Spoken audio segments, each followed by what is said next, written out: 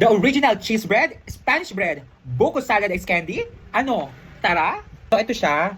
Ayan. Ayan siya yung iced coffee. Ayan. Buko salad ice candy. O, diba? Sarap. In fairness. Grabe mga mares, so ngayong araw ay samahan nyo ang hambugera dahil nga titikman nga natin itong the original cheese bread galing pang ang Pampanga! O diba? Kali nga nakita ko nga lang dito sa Facebook kung sino nga daw yung gusto magpasabay kasi nga nasa Pampanga sila. And sabi nga nila masarap daw itong cheese bread na to mula sa LA Bake Shop. Ayan. Home of the original cheese bread. Ayan siya. So, in-order kami, nagpasabay kami, 330 pesos talaga yung presyo nito, plus 60 pesos para nga sa shipping fee. So, bali binayaran ko dito ay 390 pesos. So, ang in-order ko dito ay, bawas na to kasi nga nakatulgaw kanina, kumain na din sila, ano. So, isa na natin siya kung ano nga bang itsura nito. Plaza, dahil nga masarap daw talaga ito. Pasabi nila, ngayon pa lang natin masasabi kung totoo ang chessmes. So, ito siya. Ayan. Wow! O, diba? Bawas na siya kasi nga, nakatulog ako kanina, so kumain na sila. So ngayon, bali meron ditong 15 pieces. Ang in-order ko ay 15 pieces na Spanish bread. Ayan siya. Pero ang bango niya ha, in fairness, pagkabukas ko pa lang. Then 15 pieces na cheese bread. Ganyan yung itsura niya. Para siyang small size ng pandesal. Pero carry lang, malambot din siya. Okay, so ngayon, titikman na natin siya. Ayan. So ngayon, nag-ready na lang ako, nagtitry na lang ako dito ng iced coffee. Ayan siya. Para tandem. Masarap talaga ito sa kape. Lalo na kapag mainit na kape din, sa umaga, masarap siya. Coffee ala hambugera. O diba? Charing. Bali, pinag-orderan namin dito, taga Victoria lang din. Ano mo ito yung pangalan? Ito na natin titikman ay itong Spanish bread. Ayan siya. So, tingnan natin yung loob niya. Pag hinati natin. Ayan siya. Ayan, tikman natin siya. Parang gusto ko isawsaw, kaso malamig siya. Pwede naman. Wala kayong magagawa, kape ko to. Ayan.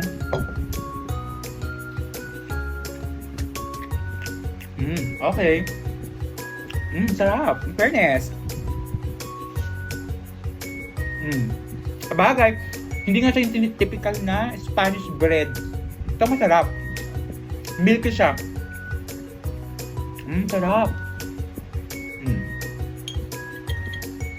Isa pa. Ayan siya yung loob niya, ang ganda Pagkasan nila, masarap nga, totoong chessmes, masarap ang original cheese bread sa LA Bake Shop. Ayan siya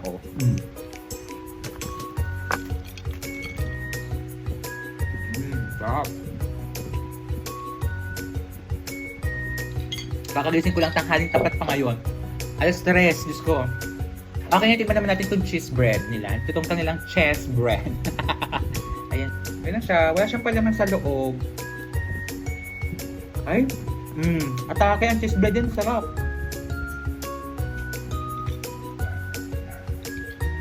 I love it. Ang sarap. Ganda ng loob niya. Super puti. Ayan Okay, last na. Dahil kakain pa tayo ng dinner mamaya, mabubusog agad tayo. Last.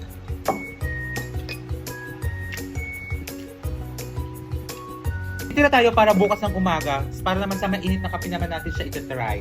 Ayan siya. Grabe mga Mariet, alam niyo ba dahil nasa sobrang init pa rin ang ating panahon, ay pinadala nga tayo dito ng buko salad ice candy. O diba?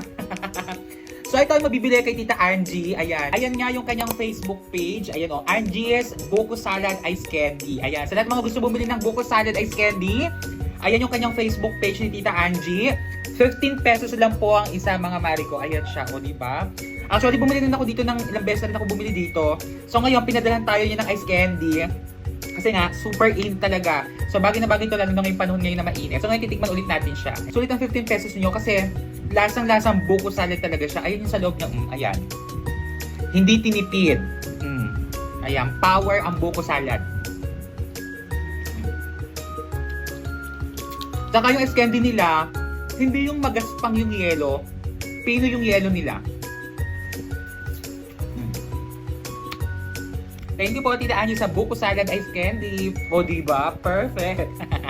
Natulong siya kasi sobrang dami ng gatas.